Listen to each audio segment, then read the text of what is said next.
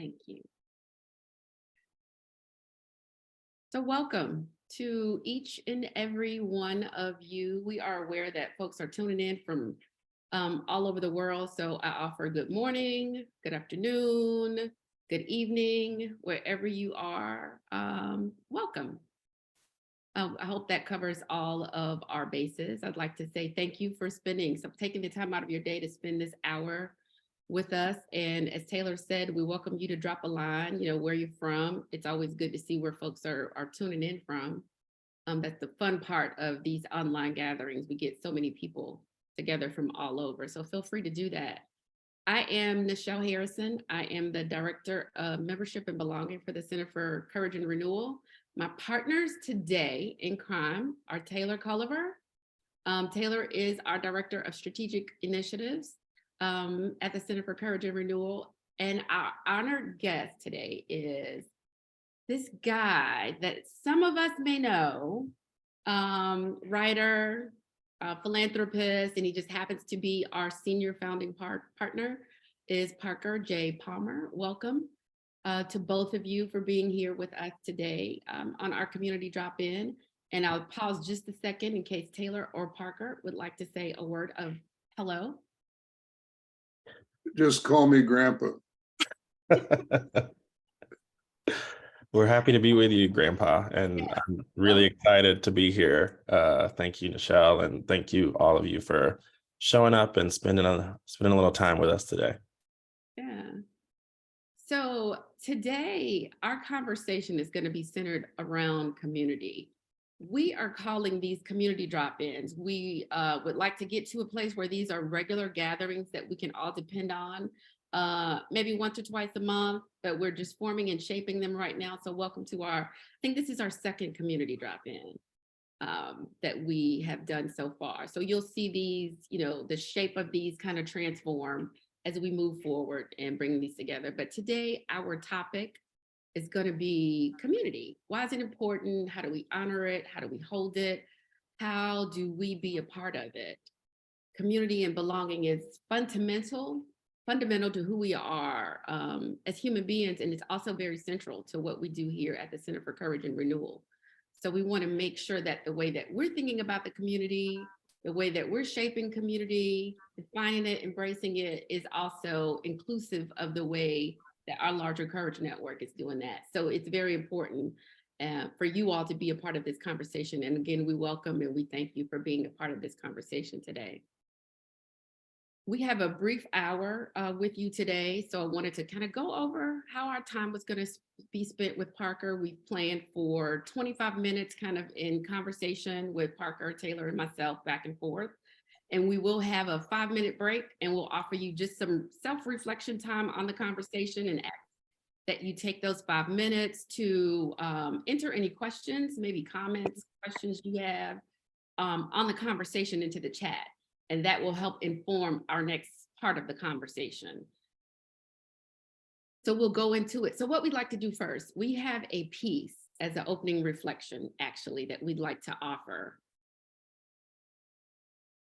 So this is a piece by Richard Wagames. It's from Embers, One Ojibwe's Meditation. We approach our lives on different trajectories, each of us spinning in our own separate shining orbit. What gives this life its resonance is when those trajectories cross and we become engaged with each other for as long or as fleeting as we do. There's a shared energy then, and it can feel as though the whole universe is in the process of coming together.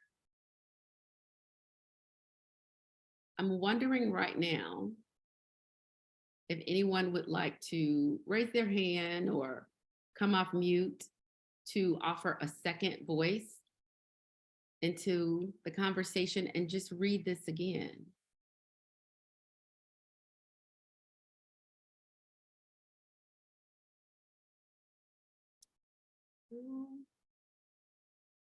Cannot see everyone. I said raise your hand, but I can't see you. So feel free if anyone wants to come off of mute to read that.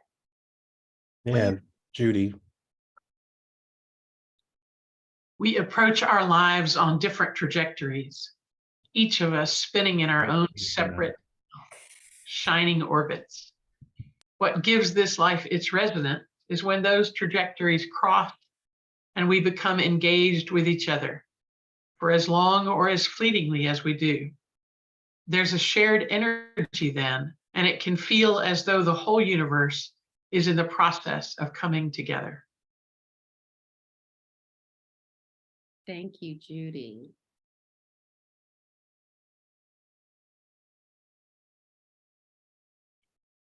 So from here, we'd like to kind of jump right into our conversation just to make the most of our hour together. We hope that you did enjoy that opening. And if there's any reflections on that, feel free again to always use the chat. We're going to jump right into our conversation and bring Parker in. Parker, right now there has been a lot of emphasis being placed not only on community, but belonging as indications of health and overall well-being. How do you see the role of community in our lives? Well, first of all, thanks for hosting this, and thanks to everyone for attending. I think community is a huge topic. You can come at it from so many angles, and I think part of our problem with it is like the proverbial fish who doesn't know what water is, because that's the medium of the fish's life.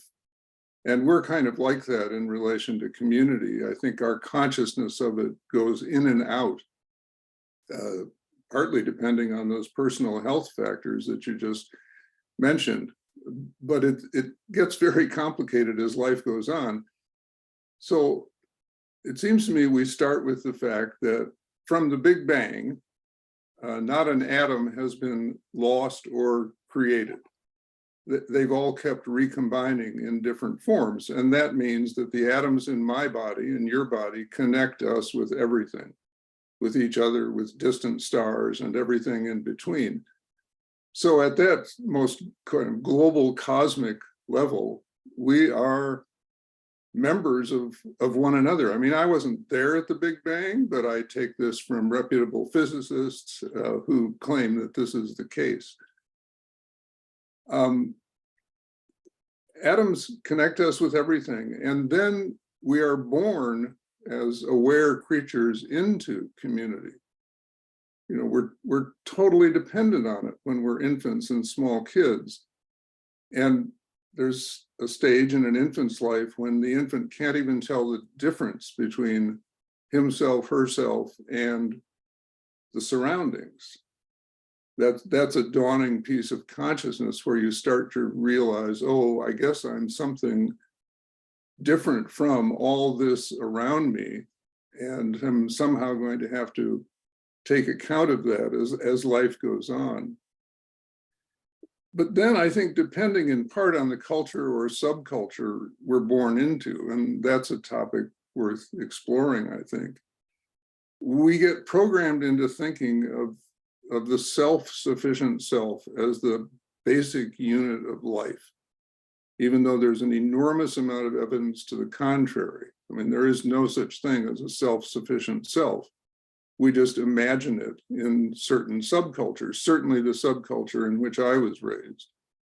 I think for lots and lots of white people, there is very little sense, for example, of the ancestors, which the people of color I know are talking about all the time. I mean, I go back a couple generations in terms of my awareness of the ancestors, but certainly not back 13 or 14 generations. So in that sense, my consciousness of community is very attenuated. And at some point, because we have this illusion of the self-sufficient self and the self-seeking self, which gets reinforced by education and a lot of other forms of institutional life, especially in American culture, and again, with a heavy overlay on white culture, we start to get lonely because that self-sufficient life does not, it's an illusion that does not meet up with the fundamental fact of life that we need community to stay afloat, psychologically, materially, in spiritually, in every way imaginable. And so we start looking for community. We start an intentional quest for community, and that's where things get, I'm sorry to say, even more complicated. I mean, I think it's really important to recognize in any discussion of community that the Third Reich functioned as community for a lot of people who were isolated and distraught and felt they had been robbed of their identity. White supremacy functions as a form of community for a lot of people who look like me. Political movements of the authoritarian, even fascist sort, function as community for people who are seeking meaning and purpose and can't find it in this illusion of the self-sufficient life. So I could also cite healthy examples of community. Democracy at its best is a healthy form of community if we're really living by the standards of democracy. But I think the point is we have a lot of discerning to do around what constitutes healthy community and unhealthy community. And I'll just close this kind of opening ramble by saying that for me, an important part of courage work has always been offering a model of community, an experience of community. But it isn't meant to replace all forms of community. It's meant to awaken certain possibilities in us. We call it a circle of trust.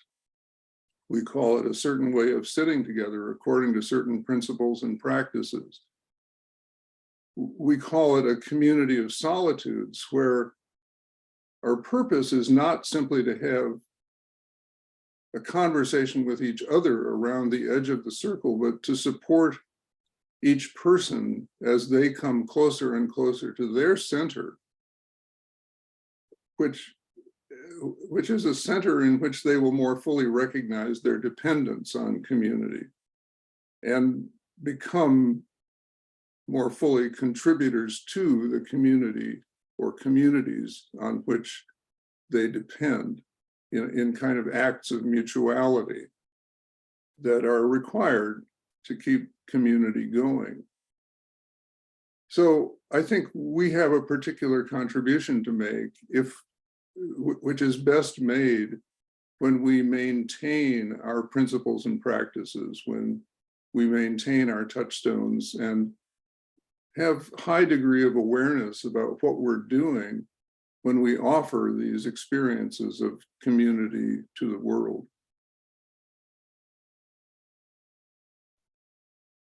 Thanks, Parker. I'm glad that you pointed to some of, I think, the ecological nature of community and being born into that.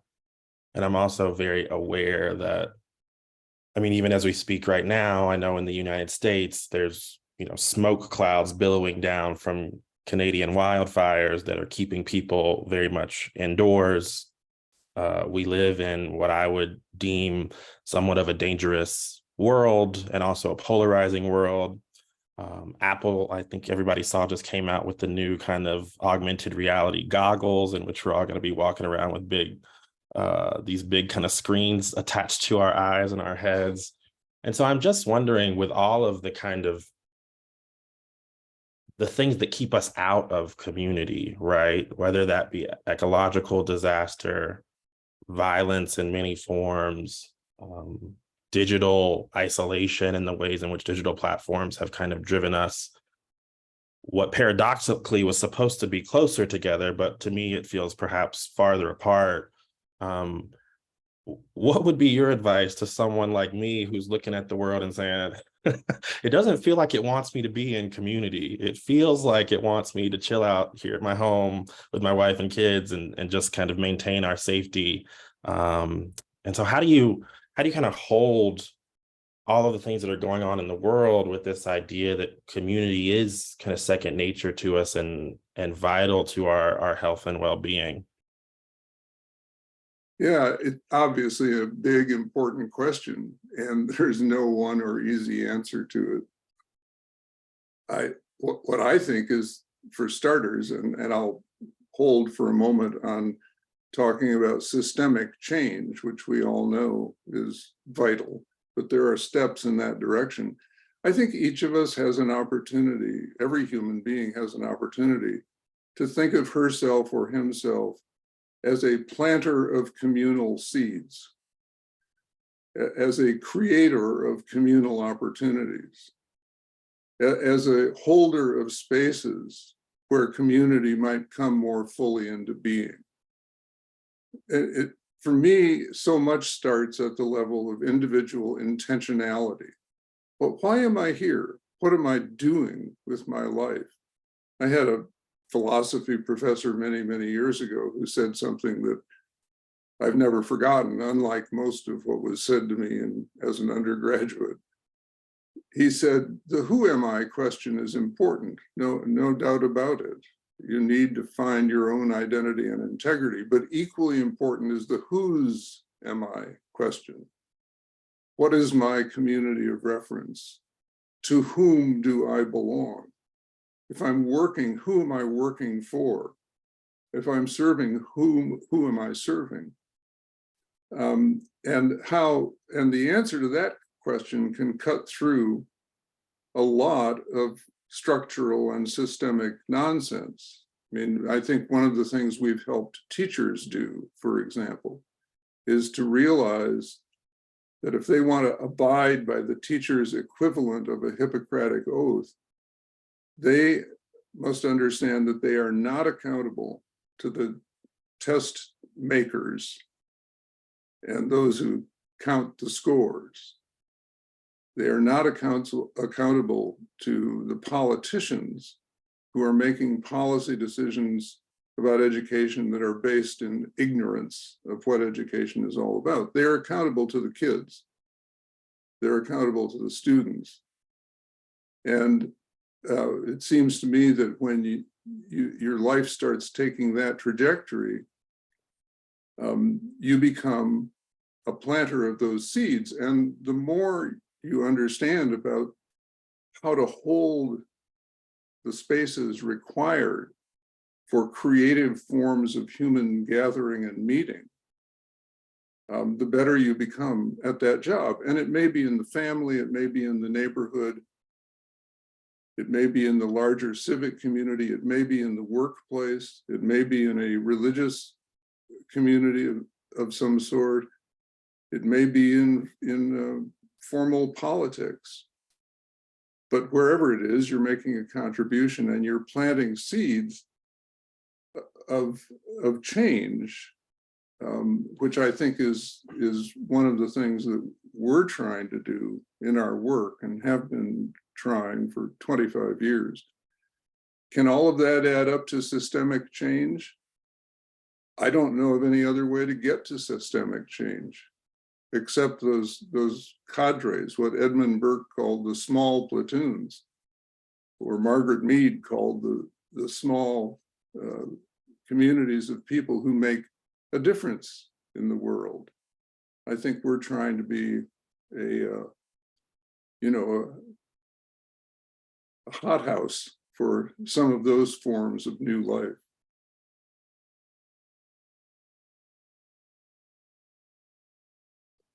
Thank you, Parker.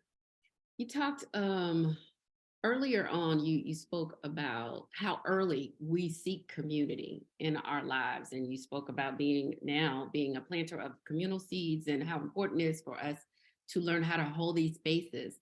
So all of this makes me think not only is community important, but also belonging. But how do those two things, can we separate community and belonging? Why are they so important together?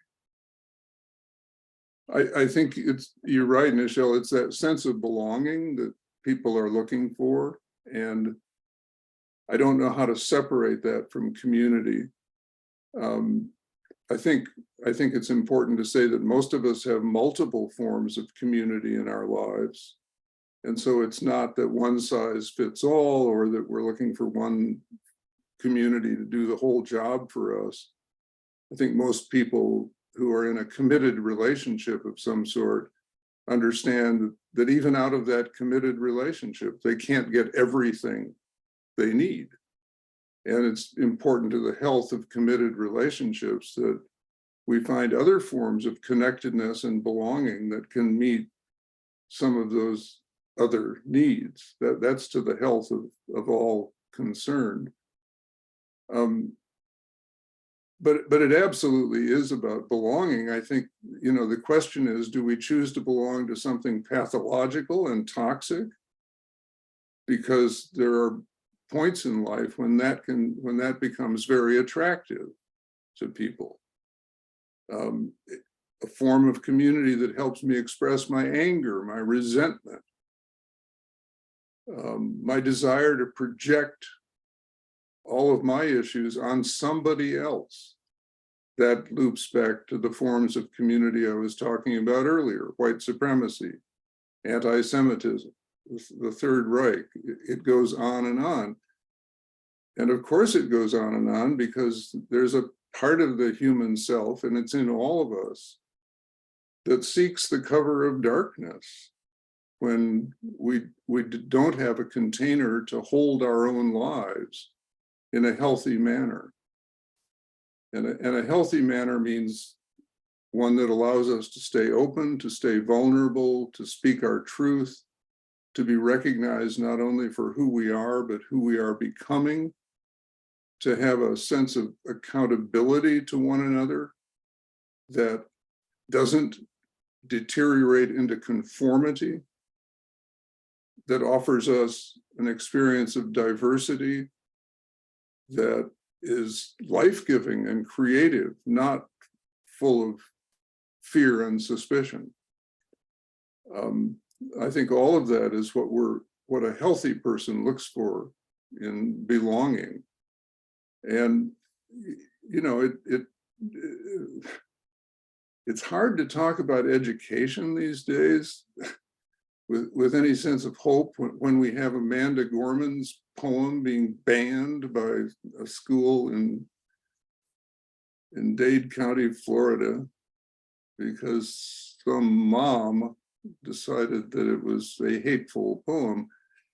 And all the book bannings and Don't Say Gay and on it goes. But there are still dedicated educators out there who are working away every day, whom we ought to be in support of, who have opportunities to help kids come into this sense of discernment about whose am I, and to make good choices at critical times in life when it's hard to make good choices. So we ought to be in every institution that deals with young people, the schools, the religious communities, families themselves. We ought to be helping kids think about these issues of whose am I as well as who am I, in ways that teach them some fundamental skills of discernment that I think are doable. Yeah, I'm reminded, Parker, our US Surgeon General, Dr. Vivek Murthy, I think is a pretty big fan of yours. I think he really frequently quotes you and your writing. He's spoken about the Center for Courage and Renewal. Recently, he came out and talked about the loneliness epidemic going on in our country in particular. I don't think it's immune to other countries around the world. And I know that in your writing, you've talked a lot about your own kind of experiences with loneliness and depression and feeling disconnected from the things that are going on around you. I know that I personally have felt, similar tinges of loneliness, and despair and hopelessness. And so I'm just wondering, from a personal standpoint, where do you, where do you go now, perhaps? What do you turn to now, or what have you turned to in your own life experiences when you've been in those kinds of stages or seasons of your life, when you're feeling particular bouts of loneliness, and disconnectedness from others? Yeah, it's again such an important question. These all are. And I'd love to know what your answer to the same question is, Taylor. For me, I think, I mean, I'm 84 now, which colors a lot of things because I'm looking back on a lot. And I have this sense that it was important for me to go into the depths of depression, not once, but several times, to more deeply understand what it feels like to be radically cut off from everyone and everything, to just have this sense of being a free-floating atom in the universe. I think what it did, although I couldn't, at the time, I couldn't do anything with it because it's a nihilistic experience. It's literally an experience of self-annihilation, where you have no sense of self left. But I think what it left me with was a passion about reconnecting on that grander, on the human scale and on the grander cosmic scale. And so coming out of depression, it helped me find energy and vision for everything from the work of the Center for Courage and Renewal, which is very much in my life a response to the need for a form of community that makes a deep bow to who I am and who I am becoming, as it does to everyone's answers to those questions, and allows me to go on a journey with others that's exploratory rather than conformist. Although it does involve abiding by certain fundamental ground rules about what we won't do to each other. Simple rules, principles, and practices. Lots of energy out of that experience of atomization for this kind of work. And as I've grown older, an expanded sense that whose am I includes, in a very big way, the natural world. That wasn't part of my growing up. So I came kind of late to it. But today, if I'm feeling down and, feeling a little bit like that floating in the void thing, what brings me back faster than anything is a long walk in the woods. It just does. I can't explain how it happens, but it's literally a grounding experience. It's an experience in being with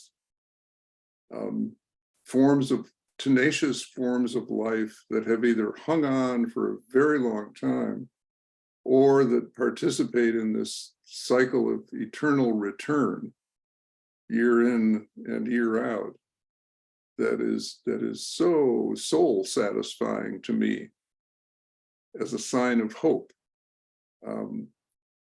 So at the moment, that's, I think, the best I can do. What about you? What do you do in those moments? Crawl on the couch in the fetal position. Well, there's that too. And turn on my favorite television show. Well, I think, a few years ago, when I was feeling my own kind of sense of weight of the world on my shoulders, very kind of walking through life with everything just kind of blurred around me, CCR showed up in my life. And I'm very grateful and thankful for that. And I think one of the most exasperating things about what we do as an organization is like, oh, I'm feeling so like disconnected from who I am, from whose I am, from the passions that I care about. I'm asking myself, what next? And I think one of the like frustratingly annoying and also like life-giving things is this work is an invitation to go deeper like within myself. It's like, oh man, I gotta go inward. I'm trying to like experience the outward. And I think one of the gifts that you and others and culturally, obviously, like centuries of principles, practices, touchstones, bringing these things to life, the gift of kind of doing that inner work in community with others, right? I think there's just something special and unique about that connectivity. And I mean, thankfully I get to do this every day as a job. And so that continues to kind of be life-giving for me. And it's interesting because the type of community that I experience in spaces like circles of trust or other programs that we do is not the same as me like going to a wedding with my friends or hanging out with my family and other like neighbors or folks in our local area. And yet, to what you said earlier, the examples and the possibilities that we see within our work, I think certainly inform the ways in which those other relationships and other forms of community come to life. And that's been really special and life-giving for me too. So what about you, Nichelle? Great question. I think for me, music plays a really central part in kind of getting back to who I am and getting centered. So I always find that gives me the kind of space that I need, putting on good music and kind of getting lost in the words or just the music. And now, as Parker just said, I've learned to listen to nature as music.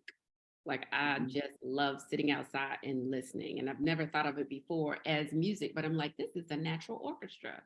And the other night I sat out with my son and it was like, oh wow, let's just be quiet and listen. So silence. And yeah.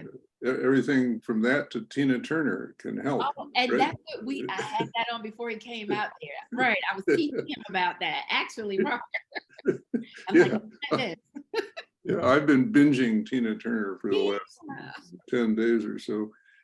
Well, I just want to say that we're so thankful that your life trajectory brought both of you our way. And the one thing I know for certain about sitting in a circle of trust is that it's almost impossible, for me at least, to leave that circle, given all that happens under our ground rules.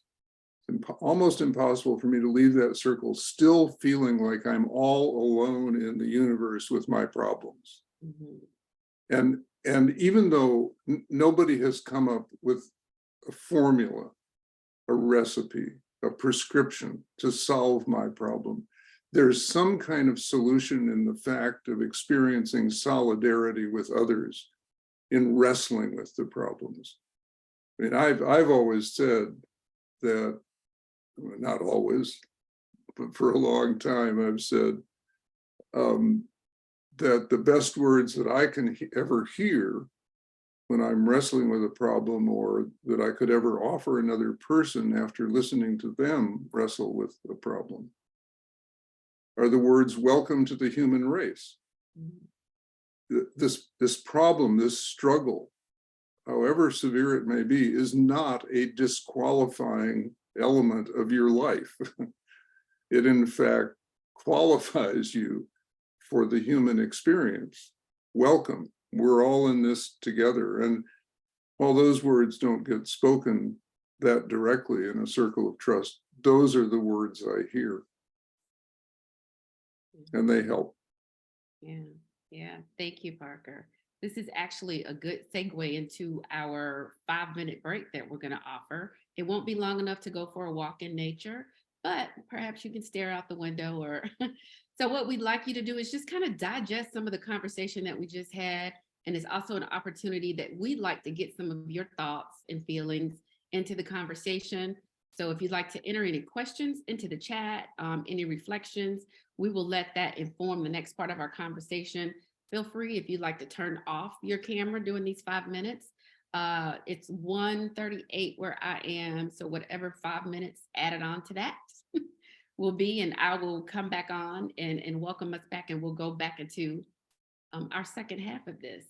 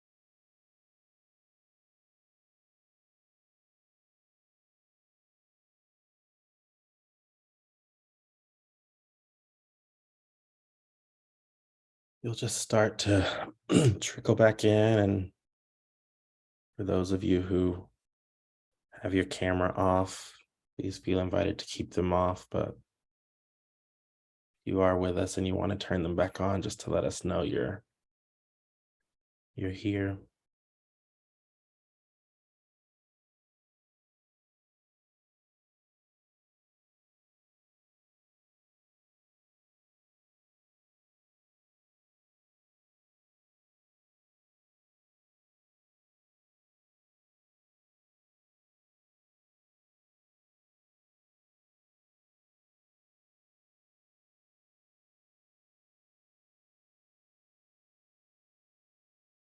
So Parker, we've got some questions and reflections in the chat. The first I'll toss in here is from Sally Hare. How do the last 3 years of the pandemic inform our knowing about community and belonging and loneliness and our work of circles of trust? And I might tack on to that, perhaps just what was your own experience of the pandemic, and how does that inform kind of where we go from here societally, in building community and belonging? Yeah, well, for me, it's always important to start with where I am in terms of my perspective on all this. I was 80, 81 when the pandemic hit, and I was already easing my way off of airplanes and nonstop travel around the country. And so that part of it actually came as kind of a relief. I no longer had to cook up fancy excuses for why I wouldn't fly somewhere and give a talk or lead a retreat. And I'm, among the fortunate ones, the privileged ones, let me change that word, privileged ones, who has a comfortable home and enough material resources to keep going, food to eat, etc. And I also have a taste for solitude. I always have. And in fact, I think that solitude and community are a really important paradox. Dietrich Bonhoeffer said it well in his book, Life Together, when he said that let those who cannot be alone beware of being in community, and let those who cannot be in community beware of being alone. And we need the two of them as much as we need breathing in and breathing out to be whole human beings. And I think the older we get, the more we realize that there's a final leg of this journey that you can only take alone by yourself. And you had better have come to terms with solitude as you enter into those later stages of life.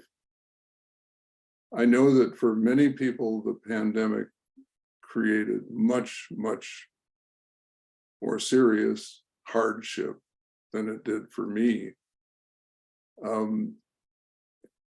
I do think that this culture in which we live, and again, I'll speak to that level or layer of the culture in which I live, is really, really deficient in teaching people how to be alone, how to be at home with themselves, how to be comfortable in their own company. I've always felt that two of the most basic human needs are to feel at home in our own skin and at home on the face of a very diverse earth. And I think this culture does not do well in helping people develop both of those habits of the heart.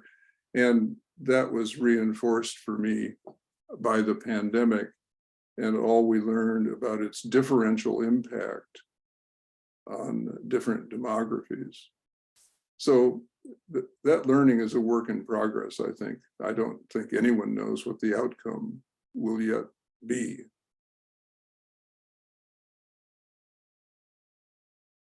Thank you, Parker. I think that's and you're right, we are still very much learning from these last few years. And that brings us, I think there was a question put into the chat from Judy Skeen.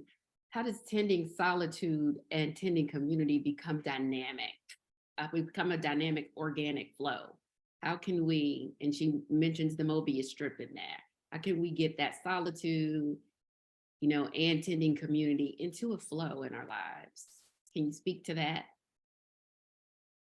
Well, in my case, a lot of it is just psychological demand. Too much time alone kind of drives me nuts, and too much time in face-to-face community kind of drives me nuts. And so it's a matter of recognizing the need for balance, or for cycling in and cycling out. But I think at a deeper level, it is like breathing in and breathing out.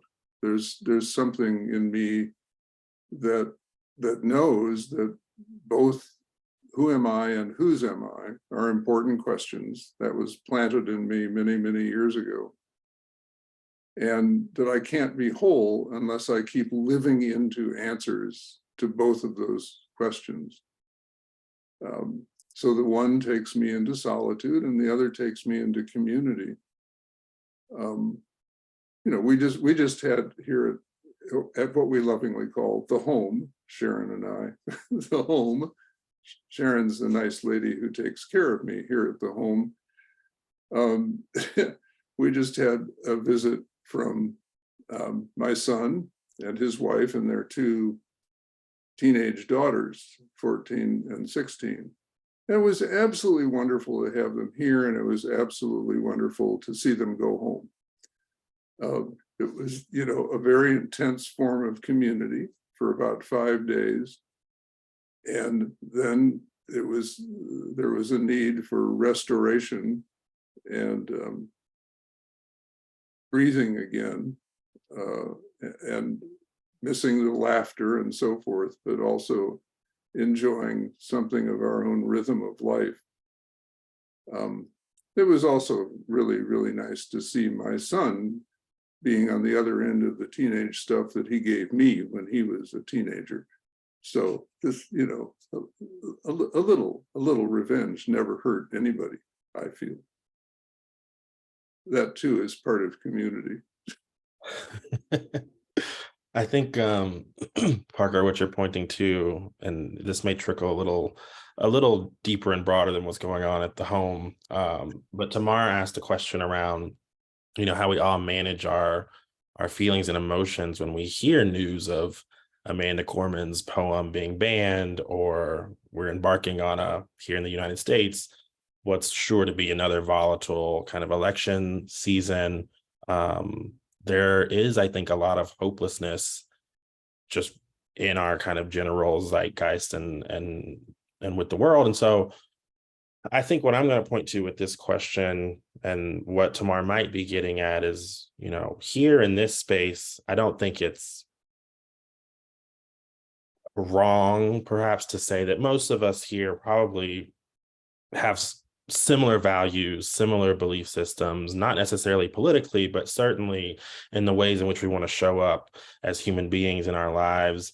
And I'm curious, when we're faced and confronted with values that are antithetical to those ways of being, I'm curious how you see our duty, responsibility, whose am I, to build community across lines of difference, that can be, for me, it's a risk to my life. I'm just gonna bluntly say that, right? And so what is our way forward through the kind of polarization that we're experiencing, not only in the United States, but I think across the world? And what duty do we have as Courage and Renewal, practitioners and people who believe deeply in the work that we're doing here, to try and build community and belonging with folks who don't see the world the same way? Yeah, I think it's a huge responsibility. In my case, it's all about what I do with the exercise of white privilege. I am not at risk in the way you are, Taylor. When I speak up, when I push back, when I protest, I'm at certain risks, but I'm not at risk of my life. And I have to keep asking myself, how can I do that more? How can I push back harder and still do it in a way that gives me at least a chance to be heard? Why am I afraid of offending someone when what I'm wanting is a straight up dialogue about competing values? But let me be clear that I don't think nihilism is a competing value to democracy. Not everything is on that level of intellectual equivalency. Nihilism is nihilism, and it needs to be called out as such. And we're experiencing the madness of the mob in that people are making choices that even they can't explain politically and economically. And my own feeling is that when you look around the world and you don't see much evidence of soul, it's time for my soul to show up. And my soul shows up in a white body, which gives me privilege that I should be using to advance that kind of agenda. It's not a political agenda, it's a human agenda. So I need community to do that.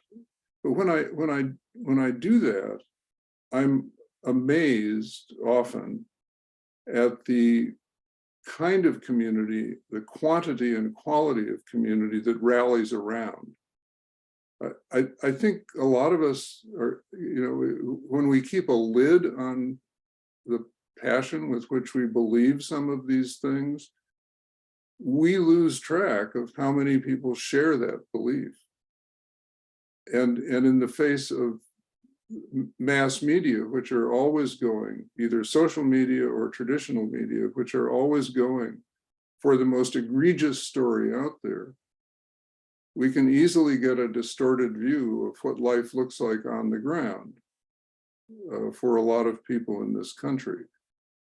So we have all kinds of discerning to do about that. And we have the great privilege of working in our circles with people like teachers, nonprofit leaders, clergy, attorneys, etc., physicians, healthcare professionals, who each of whom has an opportunity to get leverage on some of these problems. And we've all seen instances where that has happened, mediated, supported, and nurtured by our work. So we have a special responsibility, I think, to keep at it and keep it at it well.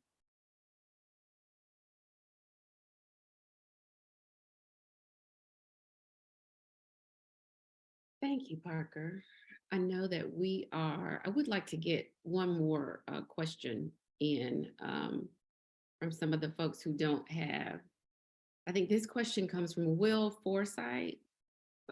Parker, Will is wondering how your view or your teachings or writings on community have changed over time. Are there elements you spoke about, wrote about that you no longer hold true, that maybe have missed the mark, or that you used to believe about community that has transformed?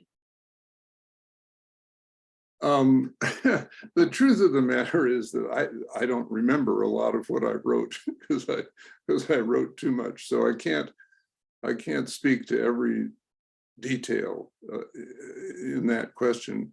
In broad scope, I have to say that I think I've been working some of the same themes for a very long time. In 1981, when Ronald Reagan became president, I published a book called The Company of Strangers, Christians and the Renewal of America's Public Life. Today, public life is what people are bemoaning that we have lost. And that's that whole intermediary layer between individual life and political life, voluntary associations, neighborhood groups, that mixed bag in the middle where what I call the company of strangers can gather in ways that help sustain democracy. The public life has always been a critical component of democracy. And I argued in that book that if we don't pay attention to the public life, if we keep obsessing over institutional politics, democracy is going to suffer. And today it's suffering because we kept obsessing over institutional politics. And we did not invest heavily in the cultivation of a healthy public life that would have mitigated some of the anti-democratic stuff going on for the last half dozen years, stuff that now has us on an international list of backsliding democracies for the first time in American history. It's a very serious issue, and we all ought to be taking it very seriously. But that book was, what, 45 years ago, 81, 43, for whatever. And, you know, it was a book that was really pleading for a more robust pre-political life to give democracy itself life.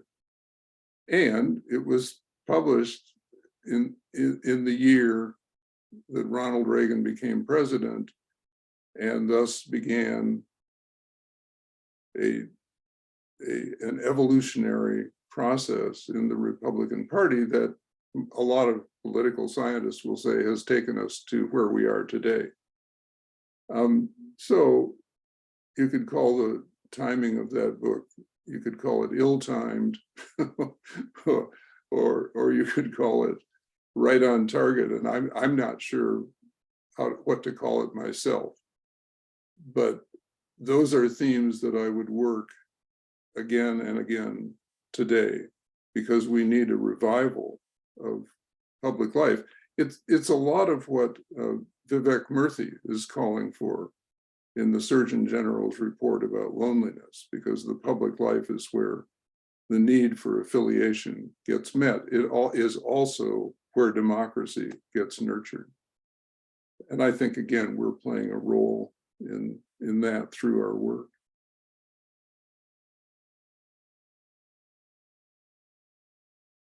Thank you. And we are all playing a role in that. So we are 1 minute over our time. And I know we do have a few folks that have dropped off, but we would like you to continue the conversation. We appreciate you spending this time with us. We encourage you to take the conversation to the community platform. If there were folks on here that you didn't get to connect with, if there were questions that went unanswered, I urge you to, anything that resonated with you that someone else says, take it to the community platform. All of us here are on the community platform.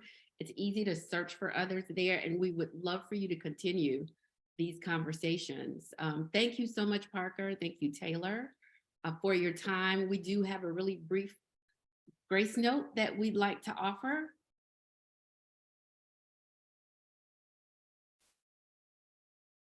Community. Somewhere there are people to whom we speak with passion without having the words catch in our throats. Somewhere a circle of hands will open to receive us. Eyes will light up as we enter. Voices will celebrate with us. Whenever we come into our own power, community means strength that joins our strength to do the work that needs to be done. Arms to hold us when we falter, a circle of healing, a circle of friends. Someplace where we can be free. This is from Dreaming the Dark by Starhawk.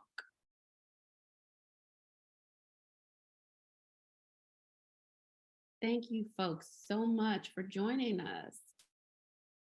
Thank you, Nichelle, and thank you, Taylor, and thank you, everybody. And next time I get to ask the questions, not answer them. I like that. Feel free to come off mute and say your departing greetings. Thank y'all for joining. Thanks, everybody. Thanks, everyone. Thank you. This was amazing. Thank you. Nice. Merci. Thank you. Bye, bye, bye. Bye-bye. Merci, au revoir.